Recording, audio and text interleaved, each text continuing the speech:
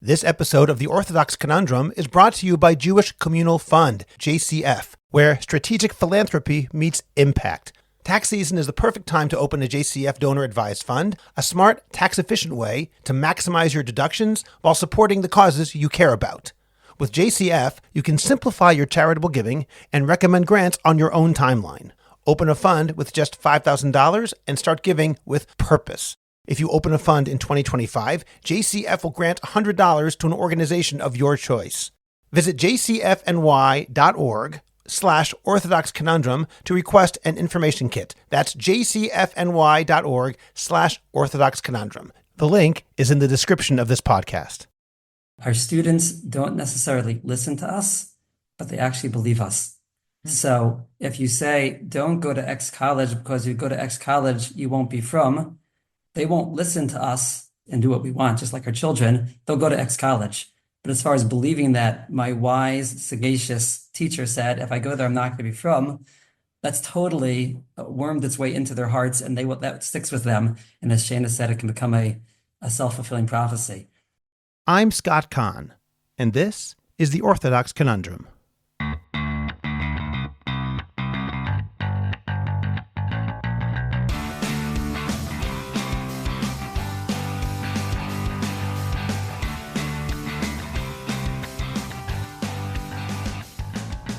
This is The Orthodox Conundrum on JewishCoffeehouse.com. I'm Scott Kahn. We are now less than 2 weeks away from the night of the Seder, which is almost certainly the most widely practiced example of Jewish education in action. And that brings up the question of how we can define healthy Jewish education in general and how we can best achieve it. These questions are doubly important because while there are many wonderful Jewish schools, there are unfortunately numerous educational institutions where religious growth and educational goals are met through the use of fear, guilt, charismatic authority, manipulation, and condescension. Whether or not it works, so to speak, is irrelevant. Education that relies on unhealthy approaches is damaging, it's unfair, and it's destructive. Rabbi Dr. Judah Goldberg and Rabbanit Shayna Goldberg have spent years thinking about these issues and have developed an approach to education that's based upon some of the same principles as patient-centered medicine. They believe that education, even when it comes to topics that Orthodox Jews consider mandatory, like following Jewish law, must be empowering and respectful, it must honor the autonomy and free will of the student, and it has to give students the self-confidence to trust their own choices. This is true even when the teacher or parent disagrees strongly with what a child or student decides. This is an episode about healthy education and includes ideas that we all should implement when talking with our kids and students. This conversation really resonated with me, and I learned a lot from talking with Shayna and Judah, both about the methodologies we need to use when educating our kids and our students, as well as what makes some of these other approaches so harmful. They provided ways for parents to identify institutions that utilize unhealthy practices so that we make sure that we keep our kids away from these schools. They also acknowledged that charismatic authority is, paradoxically, both dangerous and attractive to many students, even as we absolutely need to overcome its magnetic pull. They talked about the ways we can educate towards independence and autonomy in situations where we have definite beliefs about the right and wrong way to do something. They identified key components of healthy education and why humility and trust are at the top of the list. And I also asked them to provide a message the parents should think about as we prepare for the night of the Seder. It was a wonderful conversation, and I expect that you'll get as much out of it as I did. We'll get to our conversation in a moment. First, remember to subscribe to the Orthodox Conundrum podcast wherever you get your podcasts. Please rate it and write a review. Continue the conversation on Facebook by joining the Orthodox Conundrum discussion group. Subscribe to my Substack, Orthodox Conundrum Commentary. Check out the link in the description of this podcast to get your free subscription today. Finally, in 2025, the best way to promote your organization, your business, or yourself is to create a high-quality podcast, and JCH Podcast Productions can help you make that happen. Whether you want to learn how to start your own podcast or want to improve the podcast you already produce, we will make it happen. Write to us at aliza@jewishcoffeehouse.com, that's ALIZA @jewishcoffeehouse.com, and let's get started with your high-quality, memorable, and effective podcast. Rabbi Dr. Judah Goldberg holds a BA from Yeshiva University and an MD and an MA in bioethics from the University of Pennsylvania. He studied for several years at Yeshivat Har Etzion in Alon Shvut and under its auspices received smicha from Rabbi Zalman Shayna Goldberg. He teaches at Michlelet Mevaseret Yerushalayim, MMY, in Jerusalem, and practices emergency medicine in both Jerusalem and Florida. Rabbanit Shayna Goldberg serves as Mashgicha Ruchanit in the Stella K. Abraham Beit Midrash for Women in Migdal Oz, an affiliate of Yeshivat Har Etzion. She is the author of the book, What Do You Really Want? Trust and Fear in Decision-Making at Life's Crossroads and in Everyday Living. Shayna is a Nishmat Yoetzet Halacha, a contributing editor for Deracheha, womenandmitzvot.org, and a frequent blogger for the Times of Israel. She and Judah live in a lone shvut with their 5 children. Rabbi Dr. Judah Goldberg and Rabbanit Shayna Goldberg, thank you for joining me today on the Orthodox Conundrum podcast. So happy to be here with you. Pleasure to be here. Today we're going to speak about the fact that there are no shortcuts to a healthy Jewish education and how important it is to educate our children and students without using guilt and fear as motivating factors. Before we get to the details of that kind of education, I'd like to know about why this topic matters to you. Why do you think it's important to write and talk about this particular topic? Thanks, Scott. Indeed, it's a topic that's very close to our hearts, that we feel very passionate about, and that Shane and I have spent a lot of time talking about, discussing, even writing about, really since we met. And we'll try to do our best to put into words why. It's not only because both of us are teachers and work in the field of education. In Judaism, education is not just a profession, it's a central part, I think, of living a committed life. I often tell the students I teach that every one of them, in some capacity, will be a future educator. Not necessarily as professional teachers, but a lot as parents and eventually grandparents, or as camp counselors, or informal mentors, or as knowledgeable community members, or as participants in the parent body at the school. Everyone will find themselves in situations where they have the opportunity to share knowledge, give over a message, or impact others, or even oversee the education of others. And how we do that, how we educate, I think is critically important. Yeah, and I mean, it's hard to believe, but we know that Pesach is just around the corner, only 2 weeks away. And I think Pesach as a holiday is a really great demonstration of this, because we're told in the Torah, "V'gata lebincha b'yom ha'hu lemor," that on that day, you're going to speak to your child, you're going to explain to them. And we see that the whole experience of the Seder is one of engaging ourselves and our children and everybody that's around the table with us in discussing our history, our narrative, our values, and not only in the sense of like the content of what it is that we're talking about, but we also see that the Torah has what to say about how we deliver these messages, right? We're going to talk about the Arba Banim, about the 4 sons, and we're going to see that the Torah says there, Chacham Mahu Omer, meaning what does this smart child ask you, or what is the Rasha, what is he saying? And we see that the Torah is telling us that in order to be able to speak to a child, you first have to understand who they are. You have to understand what's bothering them, what's on their mind, what's their personality, what they're actually asking. And then, and only then, are you able to find the effective way to convey the message and to take into account how the message is going to land and how this particular child is going to hear it and how they're going to integrate it into who they are. So I think one of the things that we see from this is that as much as the Torah wants us to convey and pass on our legacy and, the mitzvot, it tells us that we have to put the student, the child, at the center of that experience and not ourselves. And that education here is described as a dialogue, as a give and take, as a experience where we really see and respect the people that we are engaging with, as opposed to top heavy, where we're just bombarding them with information and kind of not taking into account who they are, rather than really listening and seeing and hearing what it is that they're saying. On that note, I'll just add that while our thinking about education predates my training and work as a medical doctor, I've definitely found some overlapping themes with the idea of patient-centered medical care, which has emerged over the last few decades. And I think I can summarize it in the following 3 points. Number one, that the crux of a medical consultation should be a conversation rather than a doctor dictating an opinion. Number two, that the locus of control in the medical context should ultimately lie with the patient. And number three, that genuine autonomy, we believe in patient autonomy, but autonomy should be interpreted as a capacity to be encouraged, nurtured through ongoing education, rather than as a right to be wielded. In medicine, I see my role as giving a patient all the information and encouragement that they need in order to make a good decision for themselves. I'm a source of knowledge, perspective, but I'm a facilitator and I'm not trying to achieve a particular result. And I think the same thing is essentially true in my roles as a parent and as a teacher. It sounds like a wonderful model that in some ways is the opposite of the way that education often happens. So I'd like to know how that works. I want to get there in a moment, but first I want to comment on what you said before. I can't help myself but to mention when you talk about how every person can be a teacher. As I've said before on this podcast, Moshe Feinstein points out that every morning we say lomod ulilamed, help us to learn and to teach. And he says, what if you're not a teacher? He goes, there's no such thing. Everyone's a teacher. And in addition, let me just mention that when you talk about that student-centered teaching, I can't help but think of my father, Alav Shalom, whose yahrzeit is actually the night that this podcast is being released on Monday night. And he was not a teacher. He was a computer engineer, but he became the laning teacher in Newton, Massachusetts. And he was well known as just somebody who always was looking out for the kids. The kids loved him.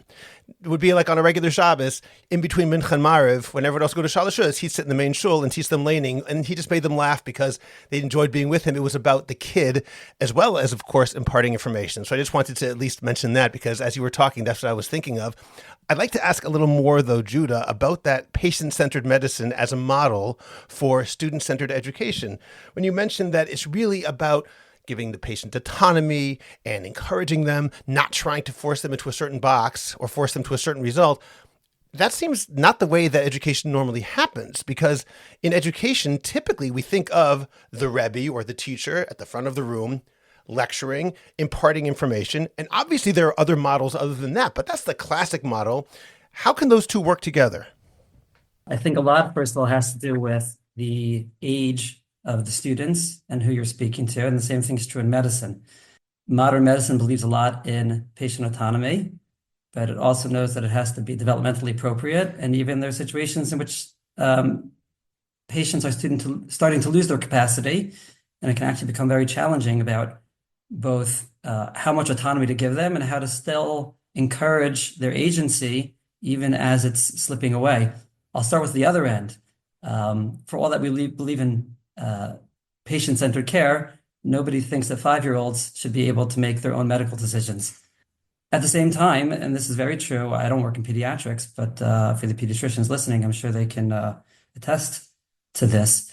When you have children who are involved, let's say in long-term, they have chronic diseases, it's incredibly important to give them agency in their own care. You have kids who have diabetes, you have kids who even have cancer. You can't treat them as objects that the nurses and the doctors poke at and do things to. You need their buy-in, you need their participation. And in fact, the more you have their buy-in, the more you give them agency, the more you make them in partners, and the more they take ownership, ultimately, the better the outcomes are. So at the same time that it can be frustrating or counterproductive, you think this would be so much faster and easier if I could literally pin down the child and sew them up as I've had to do in an emergency department. And I don't spend time cajoling them and calming them down and having them submit. But ultimately, both the medical care is going to be better and the overall outcome, how that child remembers or experiences that long term.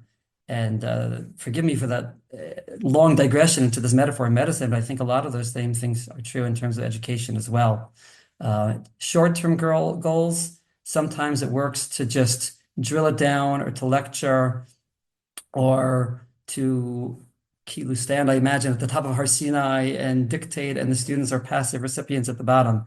But in terms of the long-term effect and outcome and what kinds of students we are raising, I think the more we have their active buy-in and we promote their agency, I think that's a real investment. I think that this is wonderful, and I completely agree with it. And that's why I'm going to play devil's advocate now, because I'd like to understand it better. Please. In medicine, the real goal is to heal the patient, I would think, rather than to give the patient autonomy. Your goal in the end is for the patient to be well. At least I would hope that's part of the goal here. And if ultimately the patient refuses to be an object and they're not going to be healed, on some level that might be considered a failure somewhere along the way. If the patient isn't healed and could have been healed because you didn't get that patient's buy-in. Maybe I'd say better that you don't get the patient's buy-in and you cure the disease rather than get the buy-in and let the patient die.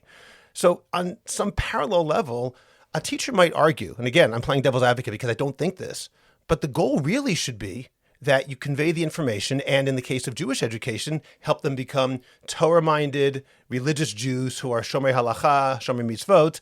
If we can do that in such a way that the patient/student has autonomy, that's ideal. But the real goal is to get them to do what I want them to do. So given that argument, Shayna, how would you understand how that really works? Because giving them autonomy can actually thwart the real goal, so to speak, of what I'm trying to do. Such an important question, and something that I think a tremendous amount about, especially because I teach halacha. And the goal of teaching halacha is that, this is the way we want you to practice Judaism. This is the standard that we want you to meet. We think there's actually a right way to do things. So how does that go together with an education that's trying to foster independence and autonomy? So I'll share with you the way that I think about it. And I'm sure there are educators out there who will not agree. But this is something I feel very strongly about. I think that a goal of education, even when you're teaching halacha, is to teach values and to even teach expectations and standards. But at the end of the day, there has to be a real awareness that it's always going to come down to, in each particular student or person's case, what's the next best decision for this particular person. So a student could come to talk to me about a situation. Let's say I'm teaching young women, and I often talk to young men. So a big question that comes up are like issues of shmirat nigyan, relationships, and things like that. They'll come to talk about it. We all know what the halacha is. I know the halacha, they also know what the halacha is. They also know what the halacha is, right? Exactly. When they come to speak, they're not coming to talk, to tell, to ask Shayna what's the halacha. They know what the halacha is. They're coming to say, I'm really struggling with something and I'm really having a hard time. And it could be with shmirat nigiyah. It could be that I want to daven, but it's hard for me to get up in the morning. It could be that I know there's a certain standard of dress in terms of what it means to be tsanua and I'm having a hard time. It could be that borer is a challenge for me on Shabbos. When the student comes to sit down, she's not coming to ask what the halacha is. She wants to say, how do I move forward in the best way possible? And I believe that the first step there is honesty, which means to okay, what's going on here? Now, if someone says to me, I really, really want to daven, I don't understand why I'm having a hard time. So then I say to her, well, what happens when the alarm goes off in the morning? I need her to say, well, at that moment, I don't want to daven. Because until they're able to admit that there's some kind of tension here between my big term goal, which might be being, loyal to the halacha, being committed, but what I feel in the moment, until they could acknowledge that tension, it's very hard to move forward in a real way. Once they could acknowledge that tension, once someone just says to me, oh, I want to be Shomer Nigiyah, and we keep messing up and keeping, it's like, no, actually, you want to touch your boyfriends, and I understand that. That's the most natural feeling in the world. But you're telling me, but you also want to be halachic, and you also really, really care about your commitments, and you also see yourself as a religious person who answers to a higher calling. Only then are they kind of able to move forward in a way where they could say, okay, what now? So how do I move forward to that place? And what's my next decision? And how do I balance all these different things that are important to me? When I'm talking to someone, I know what the halacha is, and I'm not going to apologize for the halacha, and I'm not going to try to convince them that what they're doing is okay. I'm going to say, right now you're struggling with being 100% halachic, which someone listening to this podcast may say, what, you're justifying, you're giving them a stamp of approval? Not at all. I'm telling them, we know what the halacha is. You are in a process of trying to get to that place of commitment. I'd rather you take ownership of where you are right now and say, I'm making the best decision, but I still have some ways to go, then try to convince yourself, even though it causes less tension, that you're okay, and then say like, oh, I'm okay. And we just keep messing up, as opposed to saying, you know what, right now we're only at 80% and we're striving towards 100. We're doing the best that we could do now. And that leaves a lot of room open for growth. So I think there's a way to hold both, there's a way to have a lot of integrity towards the halacha and to not compromise it and to not pretend that we don't have standards, and at the same time sensitively be talking to the person who's in front of you, seeing them where they're at, and helping them as much as possible to move forward in the best way that they're able to. I hope that answered the question, but I think it really does. And in fact, two things you said in particular really resonate. The first one was when you just mentioned that idea of, okay, we're at 80%. And While, again, without saying, oh, you don't have to be a full halachic observer. That's not what I'm saying. It's not what you're saying. But I think the binary of either you're in or you're out is a problem. And we have to allow people, at least I don't know if you agree with me, but I think we have to acknowledge that it's sometimes a spectrum rather than a black or white, yes or no type of situation. People can be mainly shomer negia and sometimes mess up, as opposed to you're just not. So you may as well do whatever you want at this point because you're not in. Totally. Like every day is a new day. And that example of, oh, we messed up, so I guess we're not shomer negia anymore. And it's like, no, like you still are committed Jews and you still, try to do the best that you can. And each experience is a new experience. I also think, Scott, related to what you're saying, when I teach halacha, I like to think about a lot about transparency and a lot about intellectual honesty, meaning also making it clear that the halacha, actually similar to medicine, isn't as black and white as people think. That there is a spectrum of opinions, that there are different approaches, that especially when talking about sensitive topics, there's not necessarily one psak. And I think that even though sometimes this is hard for students to hear because often they're taught as kids that there is like one right way and everything else is wrong, when they understand that the halacha isn't monolithic, that also gives them much more room to find themselves within that spectrum. Where am I right now? It leaves room for growth. Okay, maybe right now, when I'm in the Jasha for the year, things are super easy for me and I'm super able to grow. But maybe at another time in life, even if I'm not exactly in this place, I could still be halachic. And the flip side, maybe now I'm struggling, but maybe at some point in my life, this will be easier. And it also gives them the ability to respect other practices and other people around them. And maybe most importantly, it gives them trust in the teacher, that the teacher's being intellectually honest, like meaning that if I only teach one way, like let's say I'm teaching sniyut, which you and I have discussed in detail, but I say, okay, you have to cover your elbow because there are poskim that hold that way. And I just kind of hide from them the fact that not all authorities think that way. If later they come across another opinion, so then it's like, wow, she wasn't honest with us. She just told us what she wanted us to hear. So I think even in terms of gaining trust when we're teaching something like halacha, even when we do have a personal standard that we believe in, it's so important again to keep the student at the center of it so that they can continue to see halacha not just as a rule book, but as a life force that really is going to be something that they connect to and that guides their decision making as they move forward in life. And I think that idea that we can't apologize for the halacha either is part of that balance. It's a careful dance to make sure that on the one hand we say, well, there are different opinions, and then somehow convey that, oh, it's not such a big deal. We have to make sure we say, at least when I've been a teacher in Chatan classes, for example, I've always been careful to say, this is the halacha as I understand it. And then I would always say that once you go behind the bedroom door, the only ones in there are you, your wife, and God. But when I'm going to describe the halacha, I'm going to tell you what it is. I'm not going to apologize for it, as you said, and I'm not going to pretend it's something other than what it is. I will say there may be different opinions when it comes to X, Y, or Z, but we have to make sure we don't apologize for it and try to make it, oh, it's not such a big deal. We have to have the integrity to say when something is a big deal, well, this actually is a big deal in this situation. And if you are following the halacha, this might be the range of opinions, but that's the range. It doesn't go beyond that range as well. I was lucky to be raised in a house, and I think Judah also got this from different experiences in his life that really taught me that integrity and sensitivity, they're not diametric opposites. They could live together in tandem. They could work together. You could have a lot of integrity towards the halacha or towards your religious values, and at the same time, be very sensitive and real with the person who's sitting in front of you. And I think people really appreciate that. I think that idea of being real with the person in front of you is one of the main challenges when it comes to giving autonomy, because, and I'd like to hear both of your opinions about this. It seems to me that there are some people who ostensibly are giving autonomy to the student, pretending essentially that I have no outside goals, we're just hanging out, we're equals, but really they believe that they want to impart something and change them. This is, for example, endemic in certain kiruv situations, in certain yeshiva situations, where really they're pretending we're just friends, but actually I have a secret goal to try and do something to make you frum or whatever else it might be, or to try and convey something so that you will do something.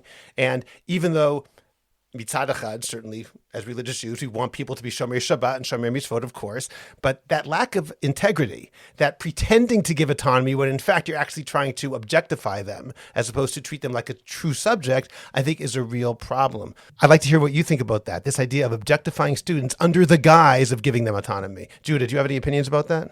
I think you're absolutely right, Scott. I think I remember Rabbi Tully Hartstark. We were once many, many years ago on a panel with him at the Orthodox Forum discussing exactly these topics, and he talked about the challenges in teaching high school of, on the one hand, empowering students to make their own choices, but also kind of having a pretty good idea of what you want those choices to be.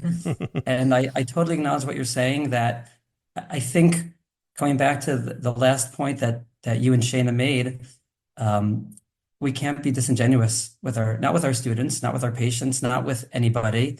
They will pick up on it, they know it, and more than anything, that what they'll appreciate and take away long term is if we were honest and respectful and straightforward and made clear the things that we think are non-negotiable and the things that we are willing to leave open. On a broader basis, I think when you talk what are we trying to do, whether it's in a classroom or in a career context or even in one's own home, what are the goals of education? And personally, when I think about it, I think that the goals of a good education, it's not necessarily to get others to do what you want them to do, but it is about sharing and teaching and inculcating values that hopefully lay out a vision that is attractive on its own, to give my best case for why someone should want to live the committed and disciplined life. But ultimately, if they're going to, at some point, it's going to be a choice. And it might not be a choice when they're 3 or 5 or 7, when they reach adulthood. When they leave my seminary, my yeshiva, it's going to be their choice. Educating this way, it takes a tremendous amount of trust and even a leap of faith. And I think it's based on a few core beliefs. One is that a life of Torah and mitzvot will be attractive. It was attractive to me. It was attractive to my parents and my grandparents. And despite all the challenges, it ought to be attractive to a new generation. And I have to have deep trust in the staying power of Torah, that if it's represented authentically, people will want it on its own, and they don't need to be strong-armed into it. More than that, not only do they not need to be, but they can't be. At the end of the day, as I said, a committed life is a choice. I owe my students, I owe Torah, I owe the Messiah, I owe God the responsibility of doing my best job in showing that beauty, of sharing that beauty, of giving that insight of Pasuk in Tehillim says, Ta'amu re'ud ki tov Hashem, that you should taste and see that God is good. I have to give a taste. I have something I think is an exquisite dish, want to light up someone else's taste buds. But at the end of the day, especially as they reach adulthood, and Shayna and I are both in our professional lives and even as our children grow up, are mostly teaching adults or emerging adults. And the last thing I'll say in this regard is that I think there's faith in Bechira Chavshit, that Hashem created us with the ability to choose. He has faith in our ability to choose well. And I think part of our faith in Bechira Chavshis is faith in our own capacities to make decisions. Our capacity, and so too our students and our children's capacities to make decisions for themselves. At the end of the day, they're going to grow up, they are going to be adults. Even if I comment on going back to what you said about the goals of medicine versus the goals of education, the goals of education, in some senses, we want our students to do certain things robotically. We want them all to be Shomer Shabbos. We want them all to be Shomer Kashrus. We want them all to live a committed life with not too much variation. At the same time, we're also growing them into adults who will be managing their own lives, who will be making decisions. And if we put all of our focus on one part of that, trying to make them loyal and faithful to the Messiah robotically, but at the cost of actually raising mature, thinking, thoughtful, reflecting adults who are capable of making their own judgments, then I think we may do them a disservice. I'll add that I think on a very practical level, this means that the role of the educator is to foster independence, meaning the goal of any really good education is to take people who are dependent and help them grow to be independent. And that a great education should therefore leave people feeling less tethered and less uneasy and less questioning of themselves than they were before, and more confident and more ready to handle future challenges. And this, by the way, is true whether you're training a doctor or a plumber or somebody to be a functional Jewish person, that we want students and children to emerge feeling that, wow, I have a better and more thorough understanding of my Judaism, and I have more ability to rely on my judgments now, not less ability. Not that now, I'm like feeling more dependent on my rabbis and on my teachers. And I think on the part of the educator, this means like, can we empower them to exercise and also respect their ever maturing judgments? Again, as Judah said, at age appropriate levels, but it means, can we give them room to talk, to reflect, to ask questions, to share, to challenge? Do they have that space to be able to do that? And I think on the teacher's part, this also means being very honest about our goals. It means not being manipulative, even subtly, as you were saying about that Kiruv example, but it means being very real with our students. Again, I'll give you an example. I think in a lot of educational settings, students are pushed to reach for some ideal. I'm going to call it 10. They're pushed to like strive to be number 10. Now, really, the teachers or the parents would be thrilled if that child or that student reached a 7. The problem is they just never tell them that.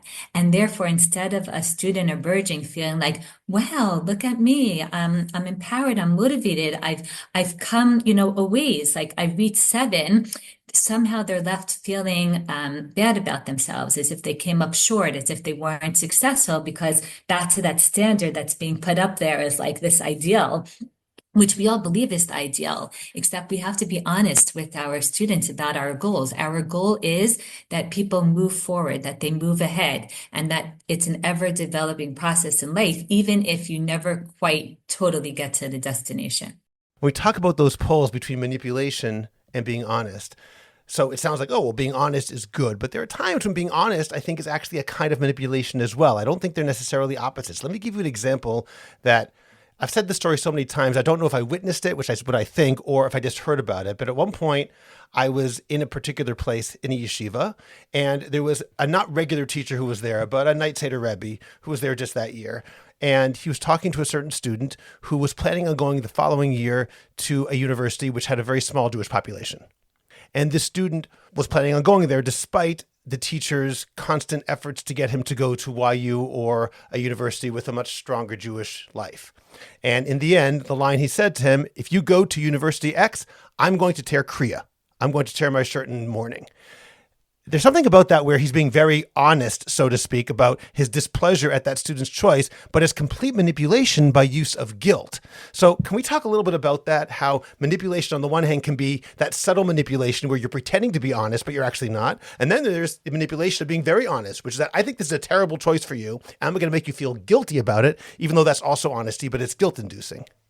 Okay, first of all, just in terms of that particular story, what's so sad for me about that story is that it becomes a self-fulfilling prophecy. You've already basically told the student that they're a lost cause. Right.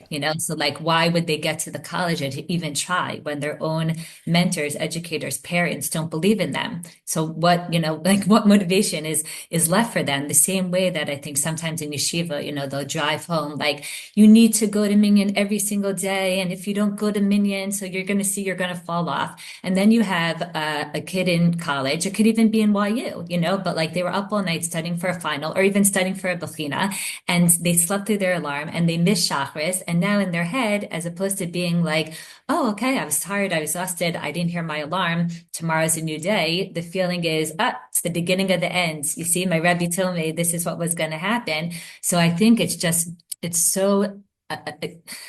it may be honest that the Rebbe was feeling that way and feeling devastated about, the possible lost potential. But again, if you put the student at the center and you're thinking, what is best for the student? Inside, you might be feeling devastated. What's going to be with this kid? I'm really worried about them.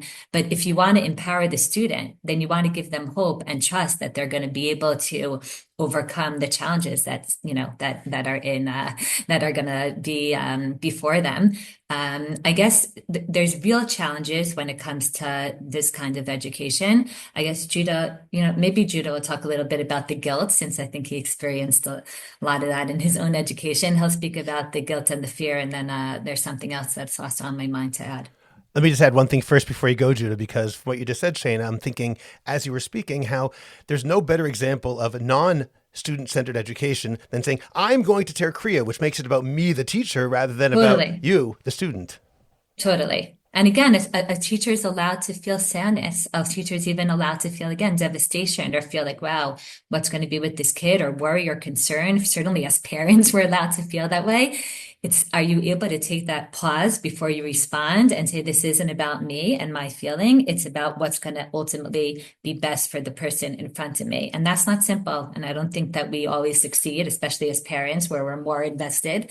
But it definitely is something that I strive to do. And the more that we're able to take a breath, like, oh, that kid just gave me a punch in the stomach, but before I respond that way, I'm going to think what's going to help this child. I think that ultimately is in their best interest.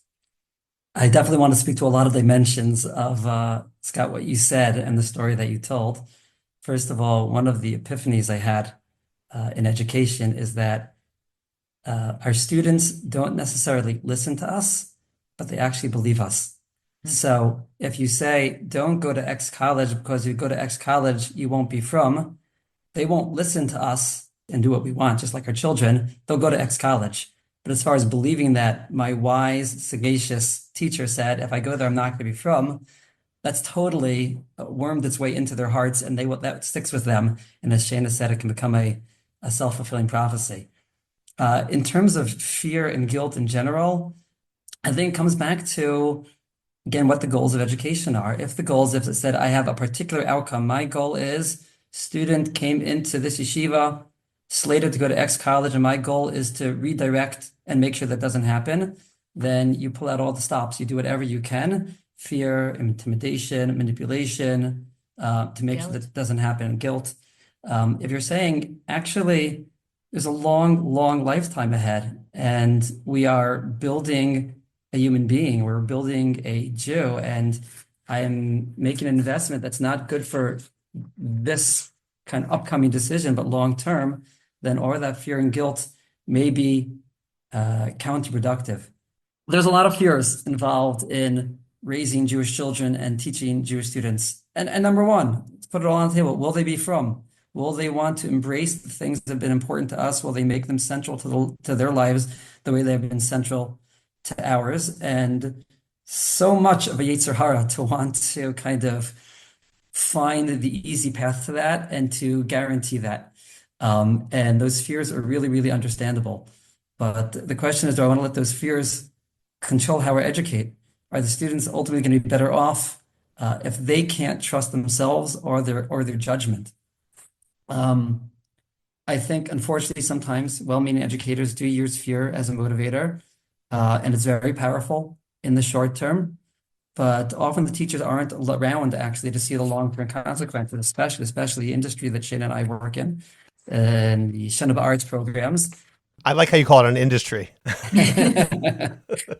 Teachers know the students for 9 or 10 months. And on the one hand, they can have very powerful effects, but they can have very powerful effects. So the teachers are around to see the long-term results, and the results years and decades later, often they're not around to see. And have they produced adults who are capable, who can manage their own lives, who feel good about the decisions they made, or look back and say, you know what, someone twisted my arm, and I actually have long-standing resentment, and it doesn't make me feel closer to God or closer to his mitzvahs. I think that's a real concern. And I'll throw in just one last thing here, something that I think I learned very deeply from Rabbi Aaron Lichtenstein, to never claim to know somebody better than they know themselves. To never be able to claim to see into their hearts and to forecast that I have my crystal ball and I can see what's in your future and what lies ahead. Again, we think we know what's good for them. We think we know where each decision might lead. And if we could just get them to rescind that acceptance and to change paths, even with my own children, I try to have a lot of humility that I can't get into their heads and I can't really know everything that's motivating them. And kal v'chomer with someone else's children, where they have 18 years of history behind them. I don't know what's in their family. I don't know what's in their background. I don't know all the baggage that they come with to think that, from the impressions I've gotten that I can dictate kind of how things are gonna play out. Just this week, speaking to a student who's a current Shana Aleph student who's choosing between two options for next year. And I think I have an idea of which option's better, but I can see her hesitation, and I just don't know where she'll be happy and what will speak to her.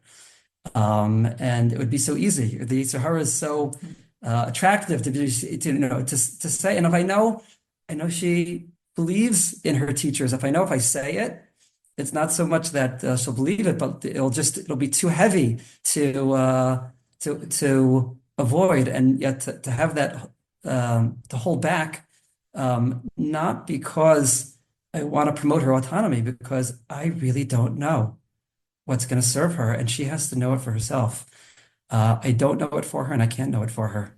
If I could just add to that, I think I'm sure, Scott, I imagine that you can relate to this from your own teaching experiences, but it's a really real challenge, like the guilt and the fear, or the like over dictating or over speaking, because students themselves often almost beg you to tell them what to do, and it could be, I see this both in personal conversations and also in the classroom, where educators who really believe in educating in a healthy way, it's like they have to be super vigilant to not take the bait and to not end up in this place that we're discussing, because it's so easy to go there.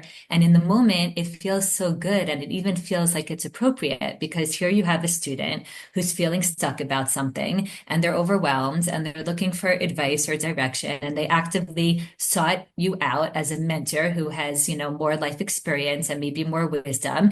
And they set it up as if, like, just tell me what the right thing to do is. And if you would, they feel so good because now their needs were met.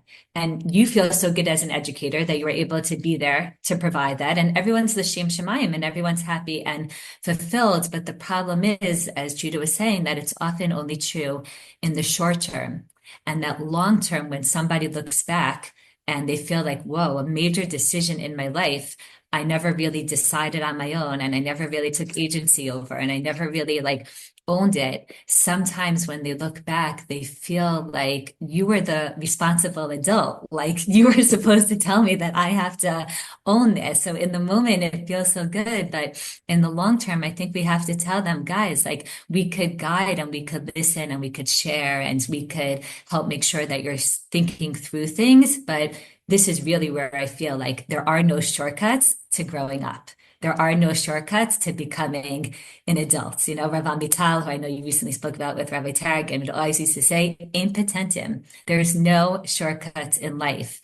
And I think not only in personal conversations, but I see also a lot of times in the classroom, the same thing playing out, where students want to be inspired and they want to go to a school that's filled with charismatic teachers, and they want that passion, and they want the teacher that just presents them with the perfectly packaged class and message that leaves them feeling super excited and motivated, and they don't have to think about it at all. But I think responsible teachers understand that a student really needs to work for it a little bit, or they need to think and be part of the process if we really want this information to end up as something that's integrated and internalized, and not just like, wow, another amazing shiur that left me, kind of soaring high, but didn't really add up to much in the long term. I'll follow up by relating to a different dimension. We're talking about classroom teaching or directing students, but I also see it in other areas where I do have concerns about some of the trends in the Jewish community about trying to be overly involved in young adults' lives. I see parents and teachers who are nervous about decisions that adolescents will make, and nervous about giving them total agency and try to be more involved than ever. Jewish helicoptering, if you will. I'll give an example. I see it in shidduchim. I see parents more involved than ever in screening offers for their children and calling up references and trying to help sift and manage, certainly much more than anything that was familiar to me or to my peers when we were at that stage. I see attempts to protocolize dating and engagement, telling couples how long to date and when to drop a shadchan and how often to see each other during engagement. And my biggest concern in this regard is that we're just not setting young people up for success. We're not training them to use their own judgment and make their own decisions. And those are exactly the skills that they're going to need once they're married, once they're behind closed doors. And there's no cookie cutter, no recipe anymore for how to do it. And in fact, I look at dating engagement and think this is the best training ground for experimenting a little bit, for trying it out, for seeing how that works. And if we actually over micromanage those periods of their lives, we're actually taking away this training ground, and we're not going to be there forever for them. And I just, again, wonder when it's helpful and when ultimately it's long-term counterproductive. There's so much in what you both said that I want to comment on. First of all, I just want to cite something which my colleague in Rosh Yeshiva, back when we had a yeshiva, Rabbi Pesach Willicke, would usually say to me when I'd get frustrated. He'd say, remember, the cement isn't dry. When you talk about the kids, there's a long road ahead. Our goal isn't to make sure that that mold is okay today. Our goal is to allow them to have that autonomy. And even if it looks good today, we have to give them the time to live their lives appropriately. It's interesting because last night I was learning Mesilat Yesharim with my son Natanel over the phone. And it happens to be, Siyata Dishmaya or otherwise, that we're talking about and learning about in Nikiyut, the idea of giving good advice. That's the topic that Ramchal was talking about. And it's exactly what you were saying. And I hadn't put it in those terms, but it's about, call it student-centered advice or the person you're talking to centered advice. And he said, true Nikiyut, this is the 11th chapter, true Nikiyut, being pure and clean when it comes to advice, it means looking at the person and seeing what they need and taking any personal Nikiyah, any personal considerations out of that equation. And even though when reading the Ramchal, when he talks about having a vested interest in giving one kind of advice for another based on my personal need, we'll naturally think about, I want you to do the following thing because it's good for me, like don't sell that field because I personally want to buy it or something like that. We can certainly say the same thing for spiritual advice. Even if I'm giving the person advice because I want him to be religious, because it will make me feel good, if I'm not really thinking about advice which this particular person needs, that's also something which is not nikiyut. That is also not being fair in giving advice because I'm doing it for myself, not for your needs. I want to mention as well that there's somebody that I know whom I used to ask for advice in various cases. In one case, he gave me very interesting advice. I was talking about hiring a certain person, and I wasn't sure if it was a good idea or not. He knew both people. He knew me and he knew the person. And at the time, he told me that he did not recommend that I hire the person. And he mentioned, you should know, he told me. If that person comes to me, I might not say the same thing to him. I might say that if you offer him the job, he should take it. Because he's not trying to fix the world. He's not trying to give me advice and him advice, which is the same advice based on the objective good thing for the universe. He's trying to say, for you, Scott Kahn, in this situation, I would recommend X. And for that person, if he comes to him, but from his perspective, I may recommend Y, because I'm not looking at it as trying to fix the situation. I'm trying to give each of you the advice that you need in that case. It's almost as though if I were trying to sell something and I say I want to sell it for a certain price, he might say, I think that price is too low. And should the other person come to him and say, this person is offering me that same thing at that low price, he might say to him, go ahead and buy it. Great deal. Because the advice has to be centered on the person. I wonder what you think about this. I think we live in Olunshvud, and Jude was a student of Yeshivat Har Tzion. I teach in Migdalos, are connected to the institution. And often students there will talk about how they went to ask Rabbi Dr. a question, and he would give them one answer. And then another student would go ask him the same exact question, and he would give them another answer. And that's why you have these conflicting reports of like the Masorah, and, and people argue about, same thing with Rav Soloveitchik, like, because they didn't just have pat answers of like, this is what I think and this is what I tell everybody. They always really tried to, again, be focused on the person in front of them, to see the big picture, to see their specific factors and circumstances of where they're coming from, and to try to direct them in the best way possible. I also think that a really big component of what you're addressing, Scott, and I think we haven't touched on this enough yet, is the quality of humility. And something that, both always still aspiring towards and working on, but the quality of humility and how it comes to expression in education. And one of those things is understanding, as you said, that the same thing's not going to be right for each person, and that we have to look at the person in front of us, and we have to really see them as an individual and really encourage them to cultivate what's best for them in terms of who they are, both religiously and in terms of their life in general. But humility is much bigger than that. Judah and I often speak about just the willingness to admit mistakes. As definitely as we are raising teenage children, more and more have to be willing to admit mistakes and to talk about our own weaknesses, and to even model for them that we're works in progress, and that even though we're your parents and you look up to us, and maybe as kids you thought that we were perfect, that we're also growing and striving, and that we don't always have all the answers, and that we fail sometimes. And I think when educator, mentor, parent is willing to share their own doubts or their own limitations, in a sense, that is also modeling for students that, right, we're human and you're human, and we're just all trying to do the best we can as we navigate life. And I think, also the understanding of our boundaries and limitations that Judah spoke about earlier, of that I don't know you better than yourself, is also a big part of that humility. Like, can't believe sometimes how students will come for the year in Israel. They're here for a few weeks or a few months, and you have no idea where they're coming from and their family situation, and you already think that you know what's best for them. And there's just so much humility that's needed there. And one other thing that I'll mention in terms of this is I think this also part of the humility is an understanding of the inherent power imbalance that exists between teachers and students, or parents and children, and really understanding that, as Judith said before, even if they don't listen to us, they often believe what we're saying. So we may think like, oh, we're just kidding around and I was joking, or I was just being sarcastic or cynical, and why did they take that to heart?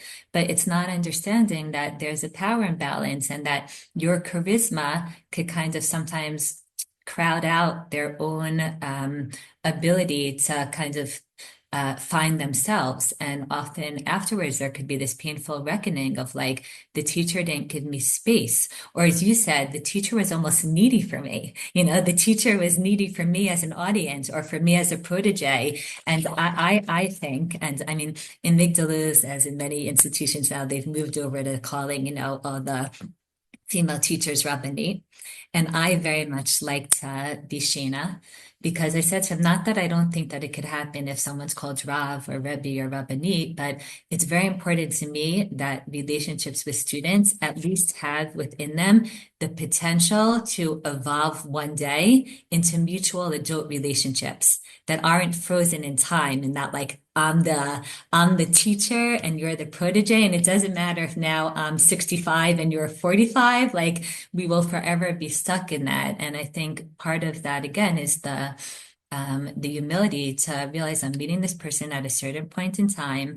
Yes, I would like to share information and knowledge and a positive outlook on Judaism and values that I think are important, but that's it. They're going to move forward. I'm going to move forward, and understanding our place in all of that. Shayna, if I can follow up on some of the points that you made and add to them. In your words, Scott, I totally think one of the best things we can do for our students is to share that our cement is not yet dry. I hope it's not dry. In so many senses, that we are human, that we are part of this shared experience of trying to grow together, that we are in a base measures where we're all learning together, we're all growing, and my students, I shouldn't say my students, I want my students or my children to learn best from what I can model. And the best thing I can model is being thoughtful and self-reflective and trying to grow. That's one point. The second point, coming back to when you say that Rav Lichtenstein would say different things to different people, I wasn't there myself, but if I had to speculate, knowing Mori Rabbi, it wasn't that as a Navi, he peered into their souls and gave different advice for the best. More often than not, he did not give set advice. More often than not, he raised factors or concerns that the people came away thinking about in different ways, or that he raised for them, or maybe different concerns that applied to different students. I find in my own experience, I can almost always, even with my children, get away without having to tell someone what to do. If they came asking for your insight and advice, it means that they're receptive and they're open, and you can raise the concerns and kind of open one's eyes to the different factors on the table, and often they will come around to kind of considering it on their own. And even if they considered all that, ubecholzot, and with all that, they still want to do the other thing, then I also have to respect that maybe there's something in them that is pushing them in that direction. And the last thing I'll say kind of in this context is Shayna talked about just being careful as a teacher, both in charisma and in power imbalance. I also feel that way in terms of choosing one's words wisely, both with the individual student and especially when talking in front of a classroom or even a bigger public setting, even on a podcast like this. I try to think to myself that I don't want to say anything that can't apply to every single person in the room. I'll give a simple example. It's a painful example to some degree. It's very common in the Shana Ba'aretz context to want to say something about when you are parents, when you have families, when you're raising your children. And I look at my audience, I know that not everyone is going to find a soulmate easily.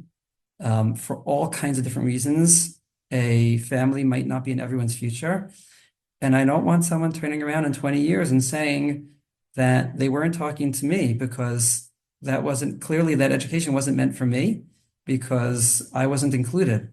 It means being very careful. It means, and indeed, choosing one's words very carefully, but it means also being responsible and knowing that I'm giving the right education for everyone. And I guess I'll just conclude this with one more point, that I don't think any of this happens to be connected to what hashkafa you are looking to transmit or what community either you come from or you are trying to steer students towards. It's totally possible to be indoctrinating and smug, even if your messages are liberal, and you can promote a more insular lifestyle, and God bless, but to do it in humble and empowering ways and ways that really mature students. I think the methods of education, what is healthy versus unhealthy, is totally unrelated. I don't think there's such a thing as in our hashkafa we indoctrinate students. Our hashkafa is to manipulate and to use fear and guilt.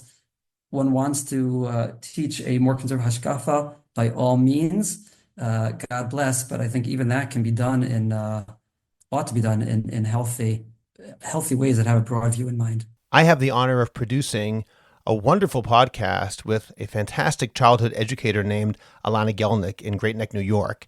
The podcast is called Stream of Dreamerly. And just last night, I was actually editing an episode with a guest named Lisa Chan. She said the problem isn't when parents lose their temper. They shouldn't lose their temper, but they're human beings. They lose their temper, and that's actually okay, as long as afterwards they go in and talk to the child about what happened and say, I really shouldn't have done that. I lost my temper, and turn it into a means of teaching emotional regulation.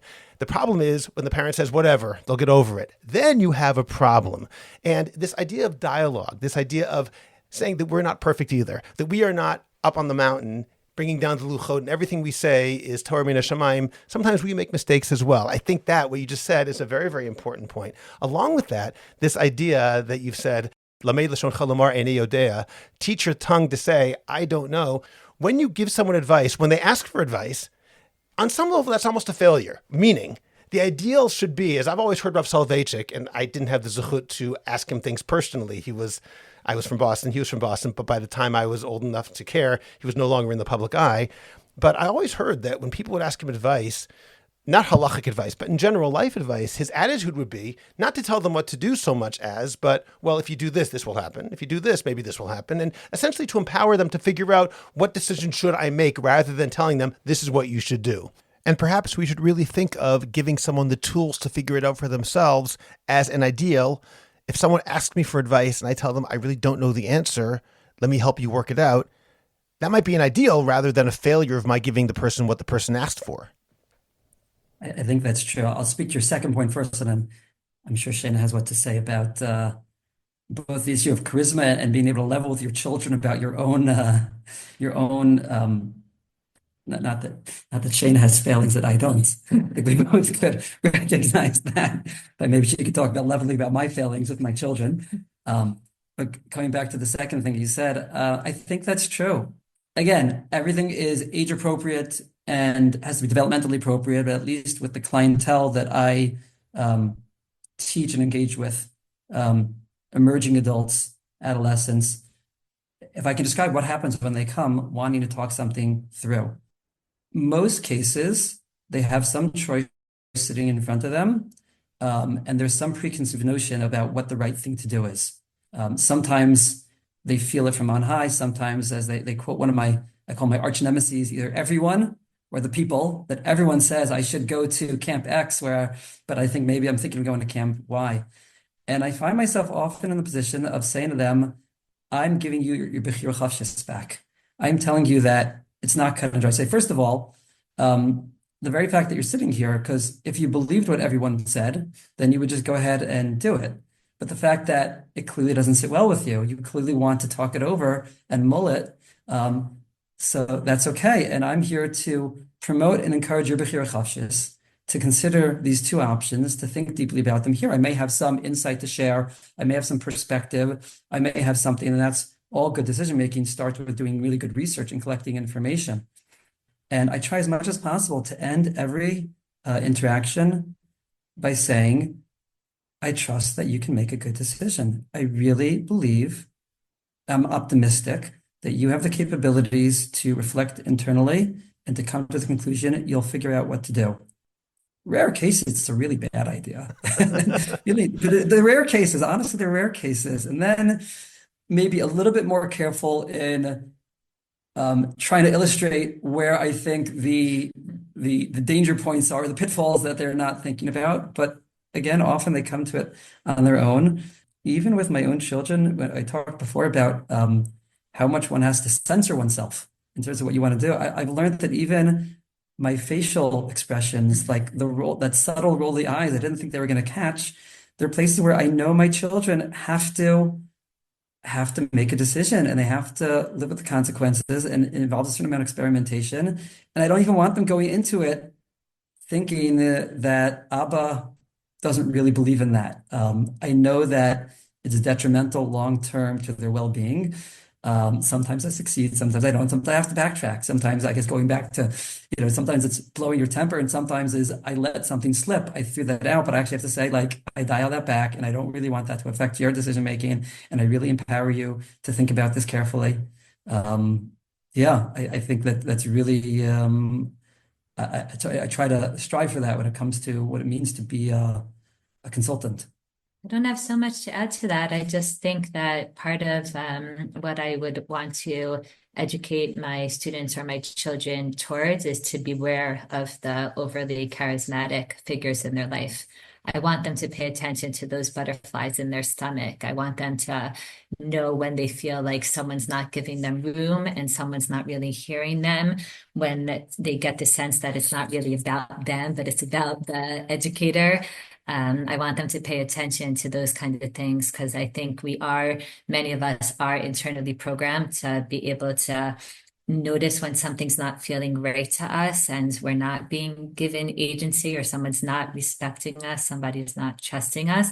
So I do talk a lot with my students about what it means to look for healthy mentors in life, and that healthy mentors will always turn to them and ask them, what do you think? And where are you struggling? Or why is this difficult for you? What's on your mind? As opposed to just like running to give them an answer. And when I look, to pick institutions like for my children, or helping somebody think through a choice about where they want to go, thinking about, is the environment of that school, of that camp, of that workplace one of mutual respect? How are students spoken to? How are campers treated? Are their thoughts and feelings and opinions given respect?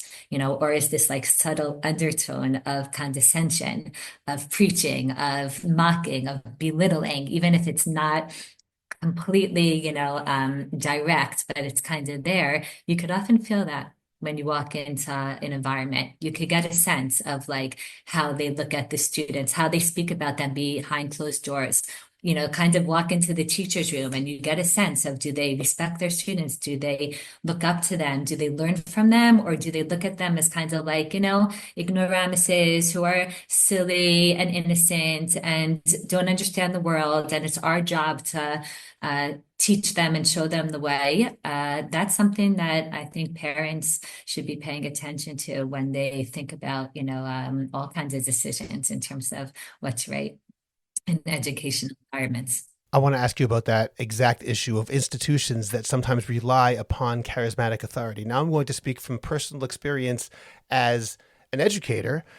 When I co-ran my yeshiva, Yesodei Torah, one of the fundamental principles that I wanted it to embody was to not have charismatic leadership. I didn't want it to be based on this manipulative type of mind games that very often yeshivas will have, maybe seminaries as well. In my experience, though, I see that it's a problem, and I'm hoping it's getting better now. I'm not speaking about any particular place, but I've seen very often that there are places that rely on, I'll put into two different categories, either the person who's a total character, who's like this crazy person that I sort of say, in any other context, that person would never get a job because he's too crazy, and it's maybe a put on, but it's a type of charismatic authority being crazy. And the second thing is, maybe even more commonly, presenting himself, this teacher, as a genius and essentially believing his own PR. I notice that in yeshivot all the time, and I've said this before, a lot of kids come in and they talk about how my rabbis are all geniuses. They're not. They're probably no more geniuses in chinuch than in any other profession. However, these are 17, 18-year-old kids, and all of a sudden they're into Torah or whatever it is that's being taught. Their teacher knows a lot more than them, so they assume they're geniuses. And the rabbis sometimes will take on that character. Say, yes, I am a genius. They start believing their own press releases.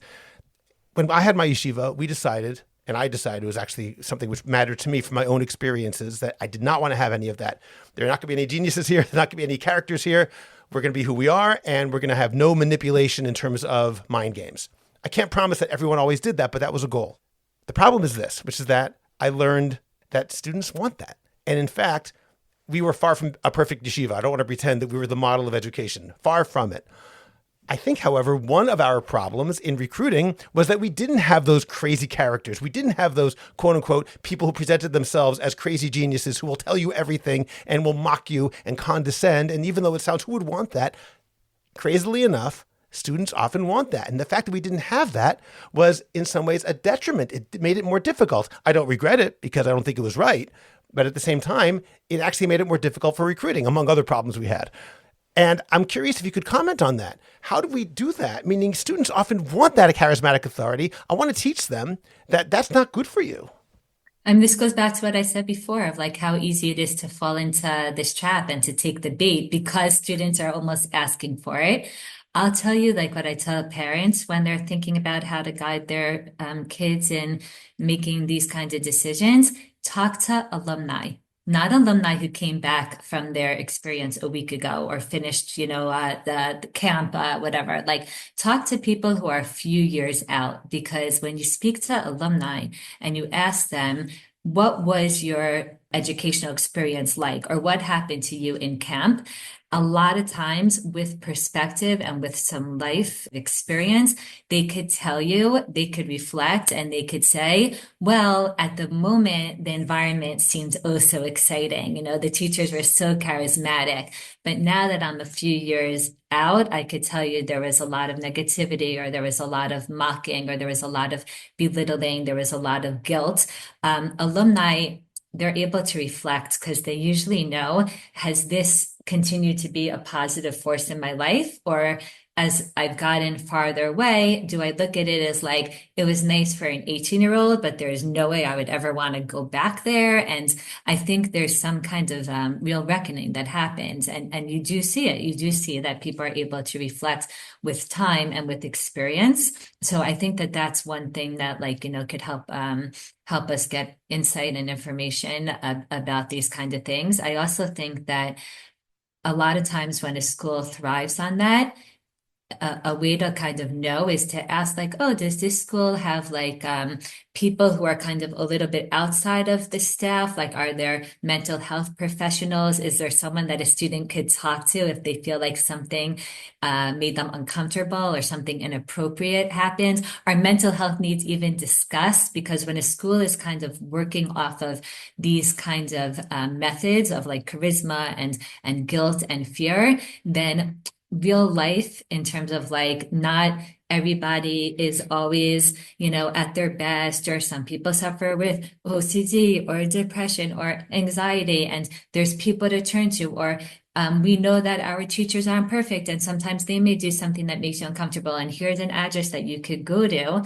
I think schools that are worried about these kind of things are saying straight out to their students, listen, we know that you came here to be inspired and you want to be motivated, and we hope that you will find these teachers great, but we also want you to emerge here in a healthy, good place, and we want you to feel like you could look back on your experience with a positive lens. And therefore, again, this goes back to what I was saying before about transparency and about honesty and about openness. How much do you bring the students in to your educational methodology? And you're right, Scott. And if the loss is that not as many students come there, that might actually be true. But at the end of the day, we have to have integrity to ourselves. And we can't sell ourselves short just to get a few more students to be filling the rows. Absolutely. I would add that I think this is a communal project, and I think it's a lifelong project. I think you're absolutely right about the draw and the pull of charisma and the attractiveness of it over other models of education. And what I think my instinctive response is, I think what we've tried to do in our own home is to raise children whom charisma doesn't have necessarily that natural pull. I have a lot of concerns, exactly as you described, about charisma and its pull and the health of it. And I hope this is not too extreme a metaphor, or it's not a one-to-one example, but I think about youth who are at risk of alcohol use or drug use, and say, okay, it's not just about controlling the access to alcohol, but about how do we produce strong, internally healthy children with a backbone, with a sense of self, with a sense of identity, with a presence, with rootedness in life that won't have the voids, or will have those voids filled in healthy ways, that they don't need to turn to those substances. And the same thing, I think there are personalities that are more prone that to seek out charisma, or that charisma more easily pulls in. It's a downward spiral, meaning the charismatic personality may find the student who is drawn to that charisma, and that bond gets tighter and tighter, but not always in the healthiest ways. But I think in terms on the family basis, on the communal basis, how do we create healthy family structures, healthy identities from infancy, that when presented with kind of this charisma looks at that and says that doesn't speak to me. And that is a very, very difficult project, one that unfortunately there may be those that lose out along the way, such as in the yeshiva that you founded. But I see, at the greatest level, that's I want to say it more directly. Please. I want to say more directly, which is in today's day and age, there is so much talk about educating our kids to be aware and to protect themselves from sexual predators, even though, thankfully, hopefully, not all of our children will be directly exposed to that. But there's not enough education and awareness about educating our children to be aware and to protect themselves from educators or mentors or rabbis or counselors or authority figures who are overstepping their bounds and who could be no less harmful in the development of their personality and in the development of their long-term functioning and the long-term ability to cope and handle life. And I think as a community, we've gotten better at talking about issues of sexual predators and protecting our children from that, but we have a long ways to go in terms of helping our communities developing healthier models in terms of education. We say all this, I think, without sitting in judgment of different educators. And what I mean by that is not everyone, there's some problematic personalities, but there's lots of others who imitate or dabble in, in charismatic uses or in overstepping bounds, who are very, very well-meaning, have the students in mind, and let's say have some habits that don't resonate with me. Very early stages of my career, in other words, when I was a counselor, when charisma looked so captivating that I dabbled in it myself. I look back and I regret it, but I don't think I was a bad person because of it. I think it's a very subtle force and an attractive force, and how to walk that fine line. I think I've developed an aversion to it over time. To some degree, I credit my dear brother, Rabbi Goldberg, who from a very young age himself had an aversion to charisma, and he taught me the same, and I am indebted to him for that. But I don't think it's about good characters and bad characters, well-meaning and characters with ulterior motives. I think we're all about awareness. I think we're all really trying our best for God, for Torah, for the next generation. I guess I would say we all need siyata d'shmaya. So I'm going to disagree with you slightly. I agree with most of what you said. I don't want to stand in judgment of anybody, but I think there does have to be a point when we say that someone may be well-meaning, but when they overstep those boundaries, when they go past a line they shouldn't cross, and they start using charisma or fear or guilt, manipulation, whether or not they're well-meaning, that's not really my concern. That's klape shmaya. That's for Hashem to decide. For me, I have to say, this person is potentially dangerous and we need to stay away. And it could be we even need to tell people stay away from this person, because if that person is manipulating people, I can't say, well, he's well-meaning. And in fact, I have heard certain educators, people say about them, yes, he does do that, but he's very successful. And in my mind, first of all, I doubt the success rate long-term. I think it might be short-term. But even if there is a 99% success rate, which is not true, but even if there were, I would still say, you know what? For that 1% who are emotionally harmed, it's not worth it. That is not okay. The ends do not justify the means. The fact that 99% theoretically become quote unquote frum, the fact that that 1% are emotionally scarred from the experience, it's simply not worth it. That's what I understand. So it could be that I'm not disagreeing with you so much as putting it in a slightly different direction there, Judah, that I think we have to sometimes be willing to say, well-meaning or not, this person is doing something that's damaging to kids, damaging to adults sometimes. And we have to say that's true. We can't say, well, he's well-meaning. And here I would agree with you totally, Scott. I think our community has gotten very good, to use the example that Shayna gave, of calling out sexual predators and doing it for the protection of our children, whereas other communities are still struggling with that point. On the other hand, I think our community continues to look the other way or give free passes, again, not just to people, but to situations that are harmful to children. And yes, I think we need some more courage in calling those out. I want to add one more element to the dangers of charismatic authority, and that is peer pressure. Let me tell a very quick story, which is not apocryphal, where one kid was being tortured by his Rebbe because he wasn't learning well enough. And he went to his friend who was in the same shiur. I don't know why Rabbi X is getting on my case constantly. He's just driving me crazy. And his close friend said to him, maybe you're not learning well enough. Basically, the friend had been co-opted to take the Rebbe's side. And there's something very insidious about that as well, which we have to be aware of. It's not only that the teachers are sometimes using this manipulative type of methodology, but unconsciously and unintentionally, the kids themselves sometimes then adopt it as well and think that's the way that you're supposed to behave. And it's a subtle type of teaching about the way that we teach Torah, which I think is dangerous as well.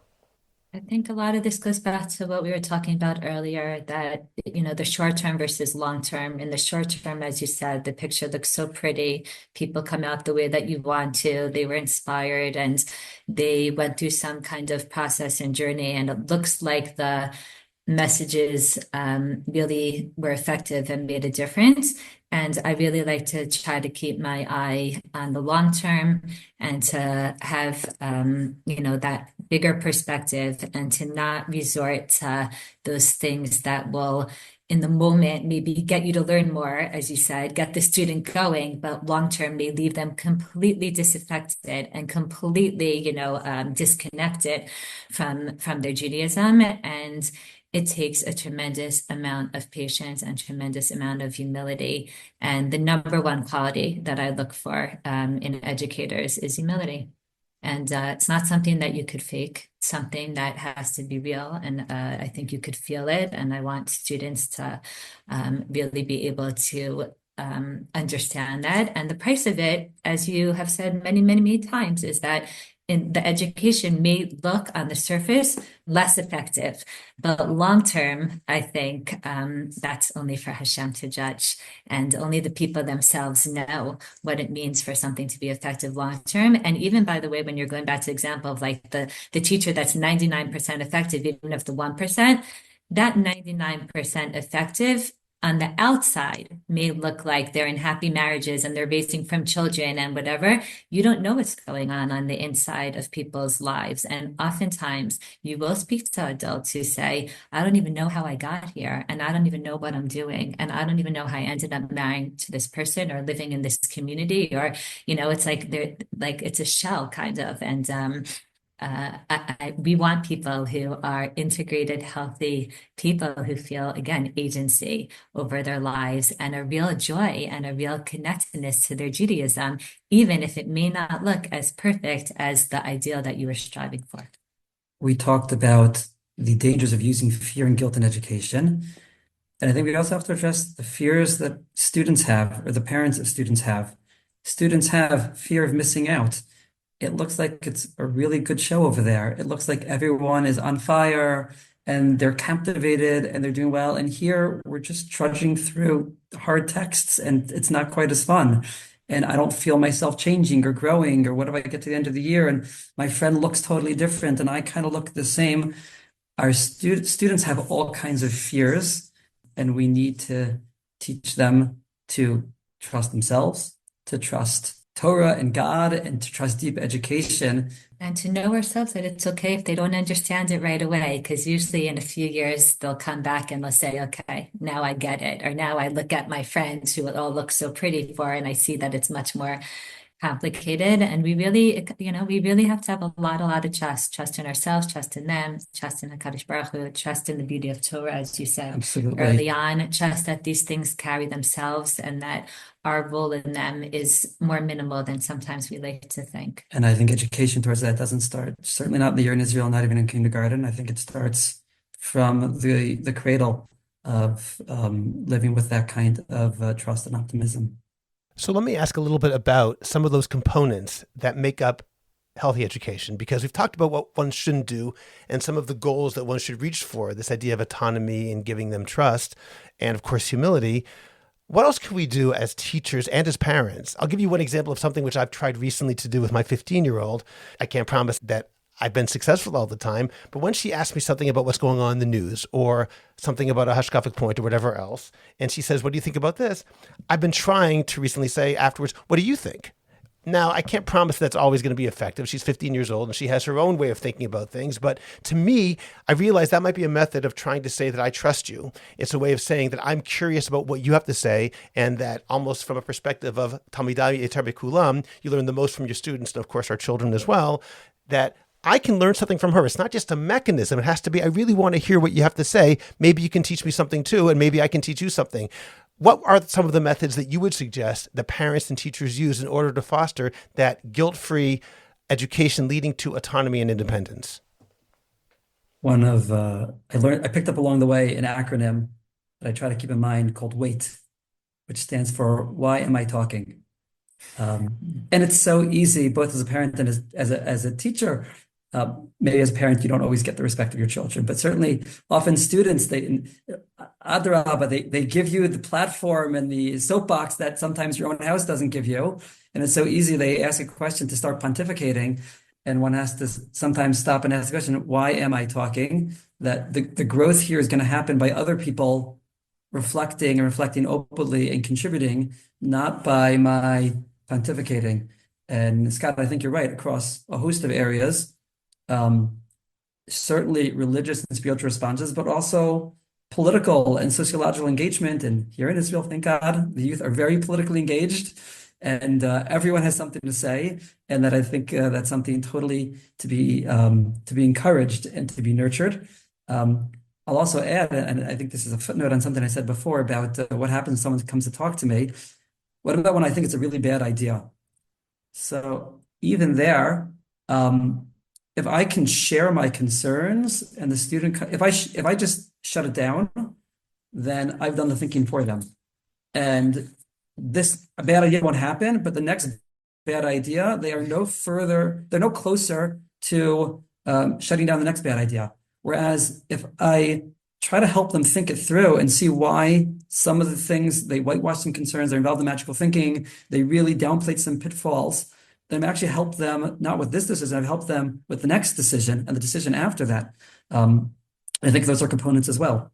Totally. I was going to say something similar, that giving them long-term skills or long-term methods, like in Migdaluz where I teach, when I first got there, it was very new. I was more used to, from America, more of like the top-heavy frontal kind of education, and the teacher teaching and the students scribbling away notes and filling up notebooks. And I came to an environment that's much more discussion-oriented. And in the beginning, I was like, how is education supposed to happen here if the teachers aren't given enough room to actually teach? And there's all different kinds of styles, but what I've learned over time is that what we were really doing is giving them a method to like reflect about ideas and values that they come across in life, and to think about them, and also to reflect a lot about their experience. In Migdaluz, there's something called the Seder, which we're always asking them a question that makes them reflect. So it could be something that like, what stood out to you in this week's Parsha, or it could be what's something about this year and your experience here that's going exactly the way that you expected, and you're like, this is why I came here, and like this is what I'm getting. And something about your experience where you're like, whoa, I did not know about this, and I'm not sure I would have come here if I knew about this. And and even that is also teaching them that they're allowed to be critical about their experience, and that doesn't scare us, and we want to hear like what's hard for them. And what's so fascinating is that, let's say, American students are exposed to that when they first come to a place like Migdaluz, they're often like, what is this? And I was busy writing notes, and all of a sudden, like, what am I supposed to be doing now? And long term, much more than the education that they take in terms of the content, whenever a group of like Bogrot and Migdaluz girls get together, they always do a sevev. Like what's something that's on your mind right now, or what are you struggling with, or what's going well in your life, or, really interesting questions that will relate to the Chag or relate to that Shabbos. And I'm like, you know what? The content, like, that to me is not as important as the kind of life skill of being able to go through life and reflect about your experiences. So I think even being able to focus on that is a very specific thing that we could give students. Also, if you're teaching them Gemara, it's not about teaching them Masechet Brachot. Did I give them the skills to be able, I know Yesodei Torah was very into this. Do I give them the skills? Do I give them the vocabulary to take this forward? Do I have an understanding, this goes back to humility, that I'm not going to be around forever, and that I want them to be able to function as independent adults who could stand on their own 2 feet, whether that's functioning in life or whether that's learning a daf of Gemara. Do I want to set them up for success in the long term? Even, Scott, if you talk about the components of healthy education, even I think about the technical aspects of classroom management, I think a lot about one of my rebbeim I was privileged to learn from in Yeshiva University, Rav Abba Braunspiegel, Zichrono Livracha, was a master pedagogue in many ways. Things that really stood out, people would speak to him during the Seder time in the Beit Midrash, and he would incorporate their comments into his shiur. He would quote them by name. It was clear that this was an ongoing learning experience. It was bilateral, it was cooperative, and it wasn't about just his lecturing. And I always remember a time that his shiur grew so large, they wanted him to move into an auditorium with kind of stadium seating. And he just said, he said, I can't. That's a lecture hall. I don't give lectures. I sit and I learn with my students. And it was such an honest appraisal of his own learning. And so I really try to model this in my own classroom.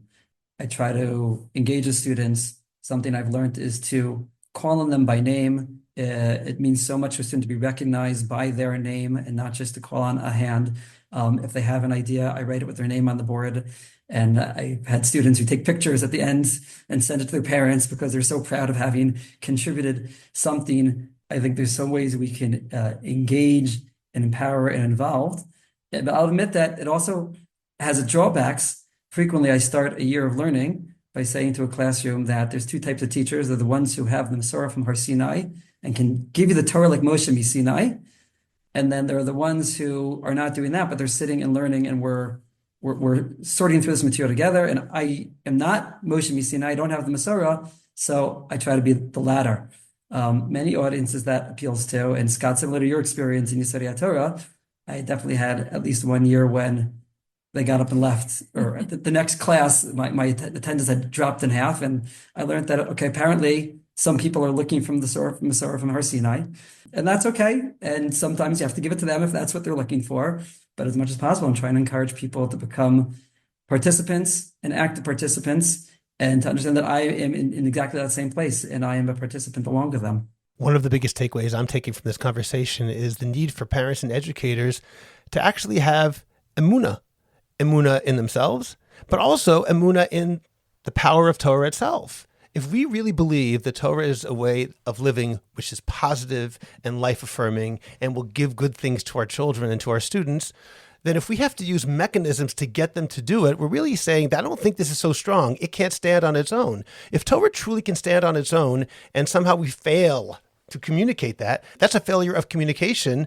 And it shouldn't require any sort of manipulation to get the kids to do that. And we have to try and have enough trust in Torah itself, have trust in Judaism, have trust in God that, if we really do believe in this, then it should be, I'm not going to say quite self-evident, otherwise there's no point in education whatsoever, but it should be obvious this is a good way of living. And if we're not conveying that, if we're using manipulation, then that's a failure in us to actually trust that Torah is strong on its own. I couldn't say that better, and I agree with every word. We have to have trust in Torah. And as you said, we want to teach that trust. We want our children to similarly feel that Torah is strong enough and foundational enough. I think back that our greatest teacher in history, Moshe Rabbeinu, had a lisp. He was not a charismatic figure. He certainly wasn't a effective lecturer. And Chazal say, I think they said that Torah was given al yedei sirsur, that he was an agent, he was a facilitator. Come back, I guess I'll draw this conversation full circle. I called myself a facilitator, and I know, Scott, you played devil's advocate for that, but perhaps that's the conclusion that we come to, that Torah is an incredibly powerful force. It has been with us for 3,000, and in a sense, even 4,000 years. And despite all kinds of modern challenges, it has withstood many more upheavals over history. And we are facilitators, faithful, dutiful, we're misurim, we are committed to it.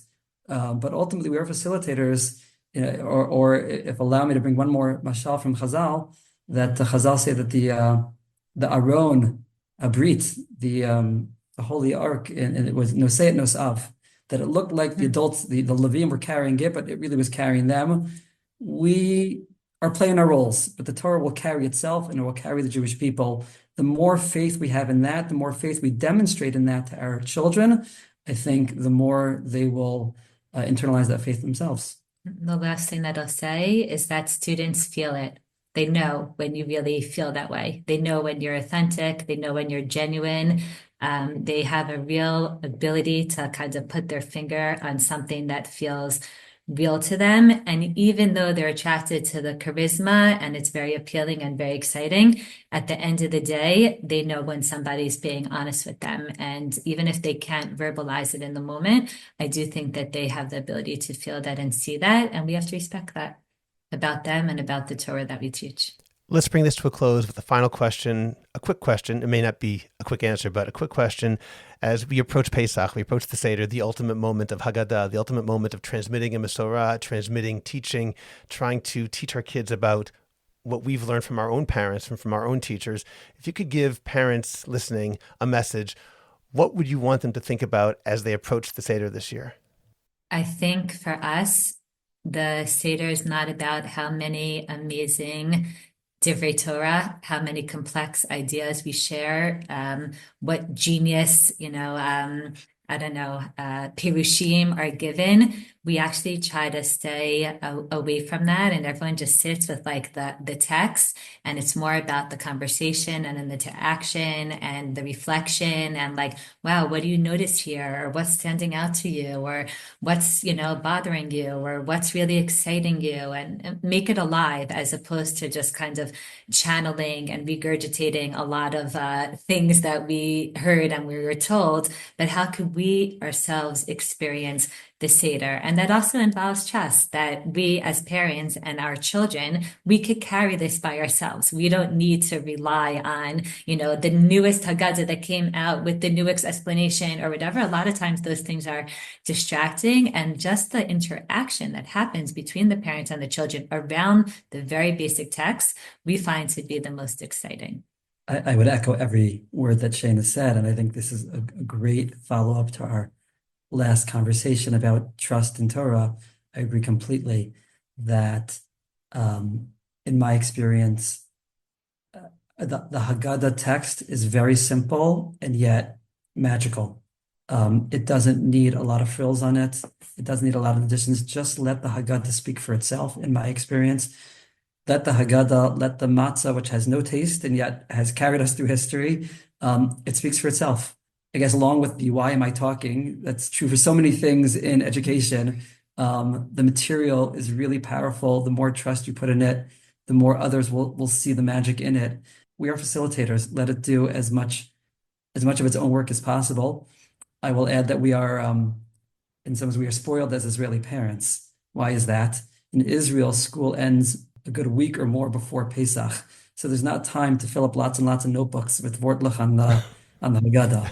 I remember when I grew up in the States and when our children were in the States, that up to Erev Pesach, they're being stuffed with more and more information, and everyone wants to share it at the Seder. Everyone's fighting about who gets to say their Torah. Maybe that's why there's two Zarim in Chutz La'aretz. I like that shot. Okay. So we don't have the same phenomenon, and because of that, like the Seder is They're more not wide learning open, much about the Seder. and the more let the Seder speak for itself, I find that it's every year without fail, it's an incredibly powerful experience for our family. Those are beautiful ideas, and I appreciate it. I was noticing when you were saying, Shayna, what excites you, what speaks to you, the word you kept on coming up, you. And to me, that's the essence of what you're talking about today. Student-centered education, child-centered parenting. It's not about what I want to transmit to you. It's what you need. How can I help you in your journey through life? And I'll add with my own conclusion that my father, alav shalom, when he, probably about 20 years ago at the Seder, my grandmother was still alive, so she was there, and he pointed to my grandmother, who was already in her 80s, and he pointed to the youngest at the table, who was probably at that point a baby. And he said, think of the number of years that are represented at this table, because we have here a span of 80 or 90 years here.